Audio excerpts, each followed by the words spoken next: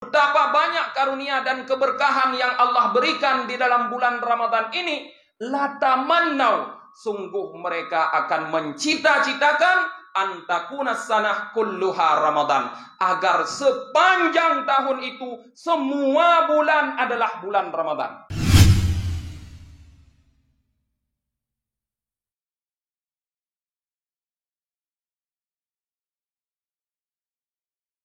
Assalamualaikum warahmatullahi wabarakatuh.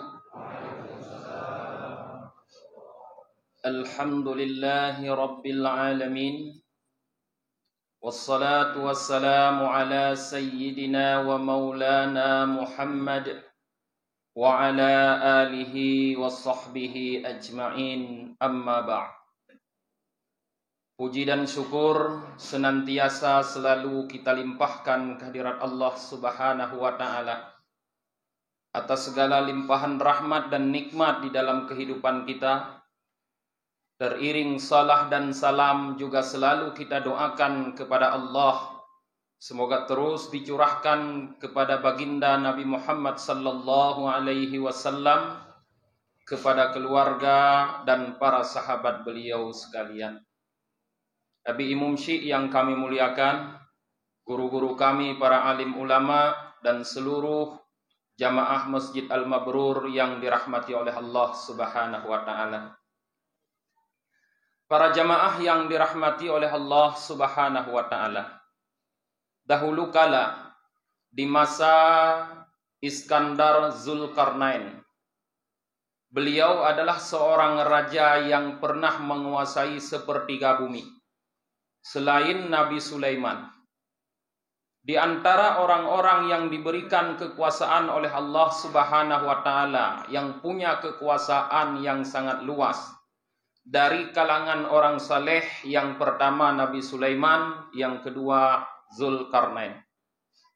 Sedangkan dari kalangan orang kufur, yaitu Namrud dan Fir'aun. Pada masa Iskandar Zulkarnain berkuasa, salah satu yang menjadi kebiasaan beliau adalah mencari daerah-daerah yang mana penduduknya tidak menyembah Allah Subhanahu wa Ta'ala, maka daerah tersebut akan beliau ajak penduduknya untuk menyembah Allah. Apabila mereka tidak mau, maka beliau akan taklukkan mereka dengan kekuatan bala tentara beliau.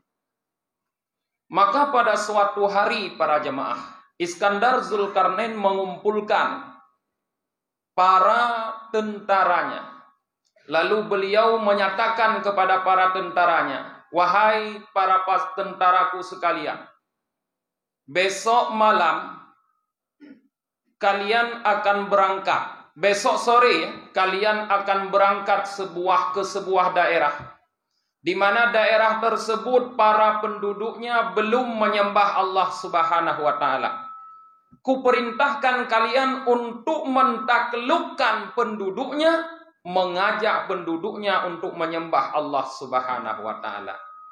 Tapi aku wasiatkan kepada kalian, di dalam perjalanan kalian nanti menuju daerah tersebut, di tengah malam gelap gulita kalian akan melewati sebuah sungai. Apapun yang kalian pijak di dalam sungai tersebut, maka ambillah bawa bersama kalian." Setelah Raja Iskandar Zulkarnain berpidato di hadapan pasukannya, maka tibalah sore hari besoknya, para pasukan beliau semuanya berangkat menuju daerah yang telah ditentukan.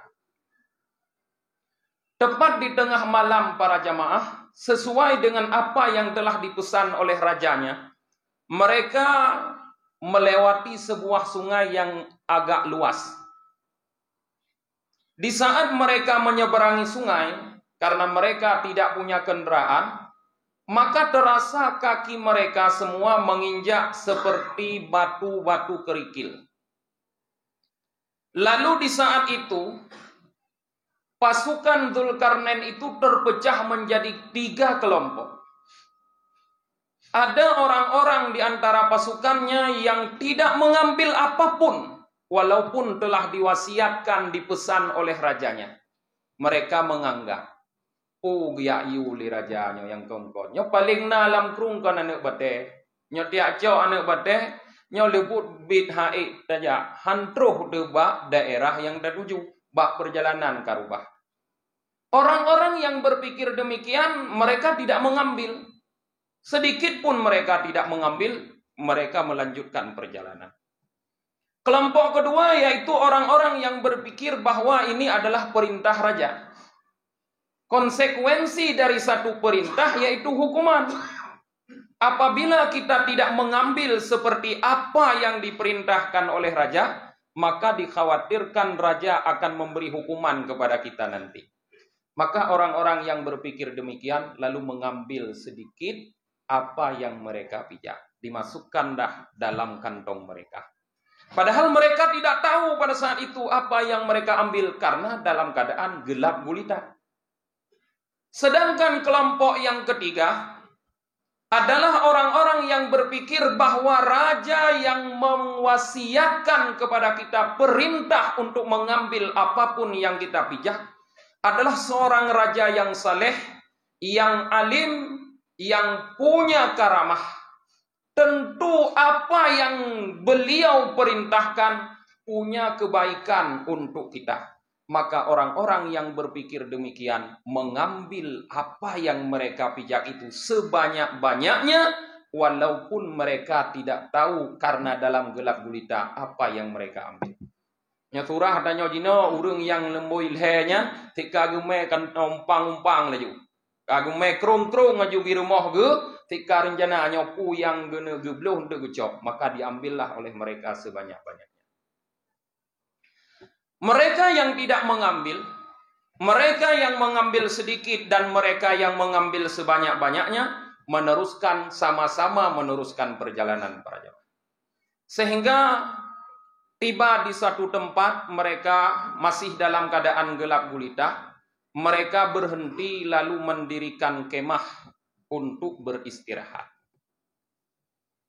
Semua mereka beristirahat.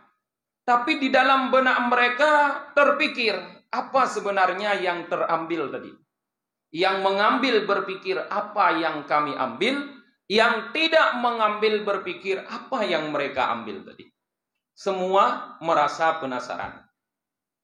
Sehingga, dalam keadaan penasaran tersebut, tibalah sang fajar. Matahari mulai mengeluarkan sinarnya, sehingga bumi agak terang sedikit demi sedikit. Di saat bumi menjadi terang, sang fajar telah keluar. Yang pertama sekali mereka ingin ketahui adalah apa yang mereka ambil. Maka semua orang pada saat itu berusaha untuk melihat apa yang mereka ambil. Yang tidak mengambil pun ingin melihat apa yang diambil, apalagi yang mengambil. Maka gepoleh aju umpang-umpang atau gebuka kep-kep gekalan kuadra yang gecok munolam kurung. Alangkah terkejutnya mereka. Ternyata di saat mereka melihat para jamaah bahwa yang mereka ambil di dalam sungai tadi adalah batu mutiara. Maka yang hana cok musine pi gegule-gule lam abe telah apoh apah ge pakon hanaruh mucok mubacut. Yang mucok bacut juga adalah yang mengambil sedikit juga menyesal. Kenapa cuma sedikit saya ambil, kenapa tidak banyak seperti mereka? Ternyata yang mengambil banyak pun menyesal. Pakon sawah umpang, pakon han heboh umpang kume. Pakon mututurah tanyohan kume drondon nak lu. Karena ternyata batu mutiara. Cerita ini para jamaah menggambarkan kepada kita sebuah ilustrasi yang menunjukkan Ramadan yang sedang kita jalani sekarang ini. Kita sedang berada dalam sebuah sungai yang luas yaitu Ramadan. Dan di saat ini kita berada dalam gelap gulita. Kenapa kami menyampaikan dalam keadaan gelap gulita? Karena sebagaimana Rasulullah sallallahu alaihi wasallam sabdakan, "An-nasu naimun idza mata istaiqadha." Manusia semuanya sedang tertidur, kata Rasulullah. Nyotanya mendung tengah-tengah. Tengah kan malam nunggu, panen ada depu tengah, panen ada. Ipu duk meh ba ule de hai nyepat meh, tanya tengah hana ada depu hana ru dejau. Manusia sekarang sedang tertidur. Kapan manusia itu akan bangun daripada tidurnya? Idza mata, apabila mati. Bantroh malik maut getarik nyawang, baruh terkejut. Baruh sadar tu kita nyawa tanya. Baruh terjadi penyesalan. Sehingga di saat malaikat maut itu datang mencabut nyawa kita, yang telah melewati sungai Ramadan ini berkali-kali, tapi kadang-kadang tidak mengambil apa-apa dari sungai ini, maka menyesal dengan sangat menyesal para jemaah. Berat menyesal. Tuturah tanya-tanya tabegah, balik-balik lam abe nyan ban menyesal. Tapi apa hendak dikata? Kejadian sudah terjadi, tidak bisa diulang lagi. Menyoka mate tengku, hanjut le tawa udunya tak udip lep. Sehingga dalam satu ayat dilukiskan oleh Allah Subhanahu wa taala menggambarkan orang-orang yang tidak mau menginfakkan hartanya di masa hidupnya. Allah mengatakan, "Ya ayyuhalladzina amanu anfiqu mimma razaqnakum min qabli ayyatiya ahadakumul maut." Hai orang-orang yang beriman, infakkanlah sebahagian daripada harta kalian sebelum salah seorang kalian didatangi oleh mati. Yuh golom mati giyu mutrekah ya Allah. Giyu gunakan harta di jalan Allah. Apabila mati sudah datang kepada kita, fayaqulu, maka orang itu akan berkata, kata Allah, Rabbi laula akhartani ila ajalin qarib fa asaddaqa wa akum minas salihin. Wahai Tuhanku, bantroh mate baroh takun. Wahai Tuhanku, kenapa tidak engkau tunda sedikit ajalku? Aku akan bersedekah dan aku benar-benar akan menjadi orang yang saleh. Itu adalah bentuk penyesalan. Sebagaimana menyesalnya tentara Iskandar Zulkarnain yang tidak mengambil apa-apa di dalam sungai yang dilewati. Maka orang-orang yang melewati Ramadan dengan tidak melakukan kebaikan apa-apa, baik itu kebaikan yang wajib ataupun kebaikan yang sunat, maka mereka akan menyesal seperti menyesalnya, bahkan lebih menyesal dari menyesalnya pasukan Zulkarnain yang tidak mengambil apa-apa di sungai yang melewati. Yang ada mengambil domna cok BO yang pokoknya legoknya bulan Ramadan sembahyang limong han ketinggal puasa wajib kepupul lain home nyan perte cok BO. Yang penting sembahyang wajib dengan puasa wajib. Masalah mutedekah home.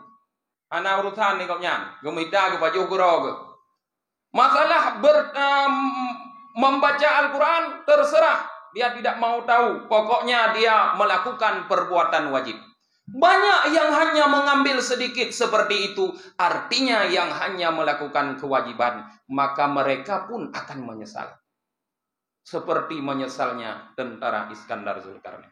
Teman yang na cok le musola katanya le cok. Leh semayang wajib, nak tambah semayang sunat, bahkan melakukan qiyamul lail dalam bentuk tarawih, dalam bentuk tahajud, dan dalam bentuk witir dan sebagainya. Apakah tidak menyesal? Tetap akan menyesal di hari akhirat. Tapi penyesalan mungkin tidak sebesar apa yang dialami oleh mereka. Karena keinginan kita manusia pada dasarnya adalah mengambil sebanyak-banyaknya. Tapi sekarang kita belum sadar para jemaah. Maka pada hari ini, di mana sungai tersebut belum terlewati para jemaah, kita harus membuka mata kita. Mata hati kita harus membuka, melihat bahwa dalam sungai Ramadan ini penuh dengan berbagai macam kelebihan. Sehingga Rasulullah sallallahu alaihi wasallam bersabda dalam sebuah hadis, "Lau ta'lamu ummati ma fi Ramadan, latamannau an takuna sanah kulluha Ramadan." Seandainya umatku tahu, kata Rasulullah, kalau mereka mau membuka mata hati mereka, mereka mau melihat apa yang ada pada bulan Ramadan ini, betapa banyak karunia dan keberkahan yang Allah berikan di dalam bulan Ramadan ini, latamannau, sungguh mereka akan mencita-citakan antakuna sanah kulluha Ramadan, agar sepanjang tahun itu semua bulan adalah bulan Ramadan. Nak le berkah. Lagi urang munok menyogede pulang kerungnyan mau bate mutiara adum, sungguh urungnyan akan bercita-cita agar sepanjang perjalanan mereka adalah sungai tersebut, agar mereka bisa terus menggais, mengambil mutiara-mutiara dalam sungai tersebut. Maka jamaah yang dirahmati oleh Allah Subhanahu wa taala, sebelum penyesalan terjadi di saat sakaratul maut mendatangi kita, maka marilah ambil hikmah yang terdapat di dalam bulan Ramadan ini, dan umumnya dalam kehidupan kita selama hayat masih dikandung badan, sebagai persiapan kita membawa kembali ke hadapan Allah Subhanahu wa taala. Hadanallah wa yakum ajmain. Assalamualaikum warahmatullahi wabarakatuh.